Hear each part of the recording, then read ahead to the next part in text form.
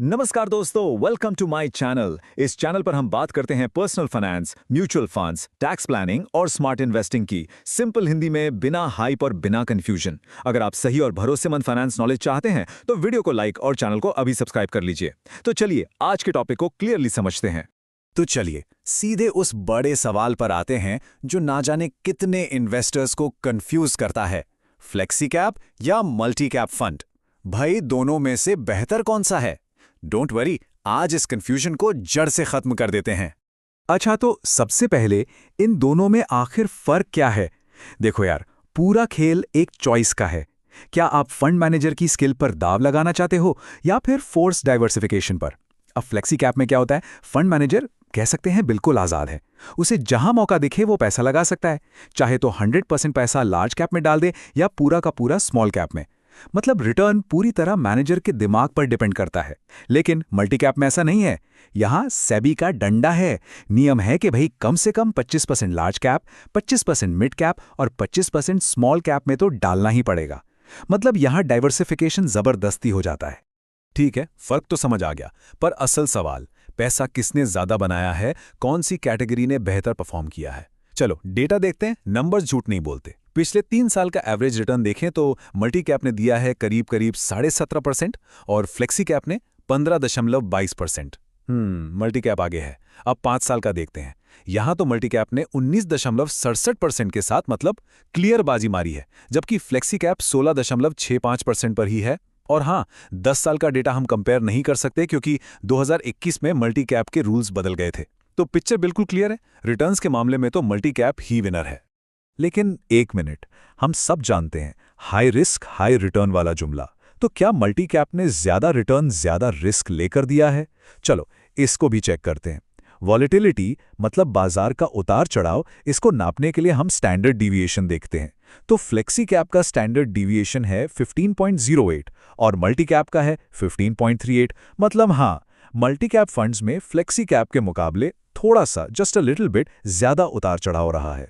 तो अब तक की कहानी क्या है? मल्टी कैप ने रिटर्न्स ज्यादा दिए हैं, रिस्क भी हल्का सा ज्यादा लिया है। Okay, simple. पर असली कहानी तो अब शुरू हो रही है दोस्तों। इस मल्टी कैप कैटेगरी के अंदर एक ऐसा सीक्रेट पैटर्न छुपा है जो शायद आपका फंड चुनने का पूरा नजरिया ही बदल देगा। और ये हमें इस एनालिसिस के सबसे इंपॉर्टेंट सवाल पर ले आता है। क्या फंड का बड़ा होना, मतलब AUM, एसेट अंडर मैनेजमेंट ज्यादा होना, बेहतर रिटर्न की गारंटी है? मतलब जिस फंड के पास सबसे ज्यादा पैसा है, क्या वो सबसे ज्यादा कमा कर भी देता है? चलो इस धारणा को डेटा से टेस्ट करते हैं। तो इसका जवाब ढूंढने के लिए हमने 34 मल्टी कैप फंड्स का पूरा डेटा खंगाला, मार्केट के सबसे बड़े AUM वाले फंड से लेकर सबसे छोटे तक। और जो रिजल्ट सामने आए ना, वो सच कहूं तो हमारी ट्रेडिशनल थिंकिंग को चैलेंज करता है। देखो, जब हमने इन फंड्स को 2 मेन परफॉर्मेंस मैट्रिक्स पर परखा तो एक शॉकिंग पैटर्न सामने आया। अल्फा और शार्प रेशियो, इन दोनों ही मामलों में छोटे AUM वाले फंड्स जैसे बैंक ऑफ इंडिया, ग्रो, ये सब बड़ी बड़े फंड्स को पछाड़ रहे हैं। ज्यादातर जो टॉप परफॉर्मर्स हैं उनका AUM 5,000 करोड़ से भी कम है, और जो मार्केट के जायंट्स हैं निप्पन और SBI, उनके स्कोर्स फिलहाल काफी नीचे दिख रहे हैं। अब आप सोच रहे होंगे ये अल्फा क्या बला है? देखो सिंपल भाषा में, मान लो मार्केट 10% चढ़ा और आपके फंड ने 12% रिटर्न दिया, तो ये जो एक्स्ट्रा 2% है ना, यही अल्फा है। ये फंड मैनेजर की स्किल दिखाता है कि उसने मार्केट से कितना ज्यादा कमा कर दिया। तो सीधा हिसाब है, higher the alpha, better the fund manager.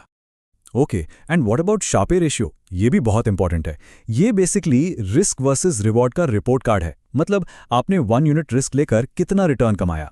सोचो 2 फंड्स हैं, दोनों ने 15% रिटर्न दिया, लेकिन एक ने ये रिटर्न बहुत कम उतार चढ़ाव के साथ दिया और दूसरा बहुत ज्यादा वॉलेटाइल था।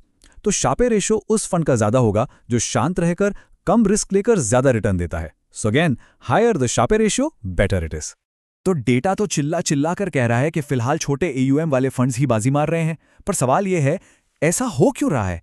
आखिर इतने बड़े बड़े फंड्स के साथ प्रॉब्लम क्या है, क्या दिक्कत है? देखो, बड़े फंड की परेशानी भी बड़ी होती है। इसे द बिग फंड प्रॉब्लम कहते हैं।